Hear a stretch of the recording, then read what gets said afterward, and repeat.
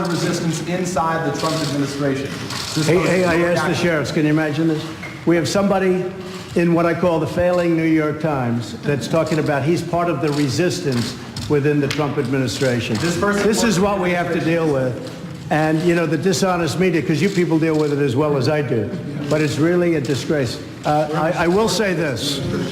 Nobody has done what this administration's done in terms of getting things passed and getting things through. An article was just printed, just came out a few minutes ago. Trump breaks the record for budget gridlock wins, scores big win. So for 20 years, it's a 20-year record. For 20-year record, they call it the fouled up budget gridlock, and scores big win. Here's your thing.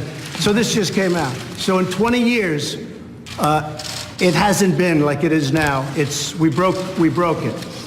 That's just really positive stuff. And then, in addition to that, point after point after point, if you look, almost 4 million jobs created since the election, of which many are young.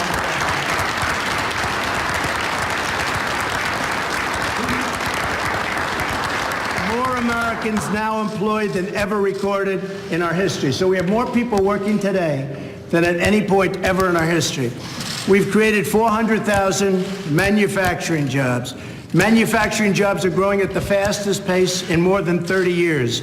Economic growth last quarter was 4.2%. And as you people know, it was headed down big, and it was a low number, very low number. It would have been, in my opinion, it would have been less than zero. It was heading to negative numbers. New employment claims recently hit think of that, the unemployment picture in the country is the best it's been in 49 years. African American unemployment lowest in the history of our country.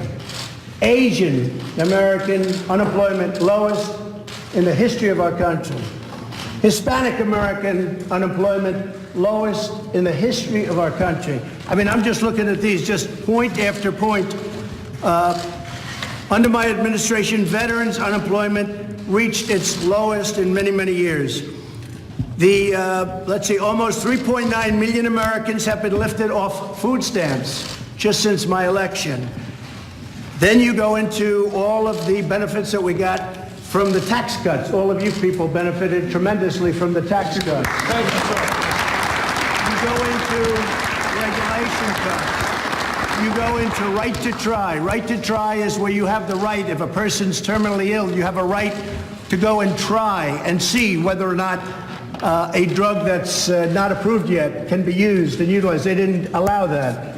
Point after point, getting rid of the individual mandate, the most unpopular thing there is in Obamacare, coming up with new health care plans.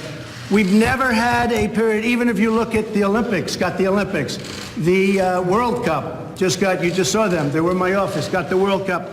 Nobody has, and we have started the wall. Nobody has ever done in less than a 2-year period what we've done. So when you tell me about some anonymous source within the administration, probably who's failing and probably here for all the wrong reasons, no. And the New York Times is failing. If I weren't here, I believe the New York Times probably wouldn't even exist. And someday,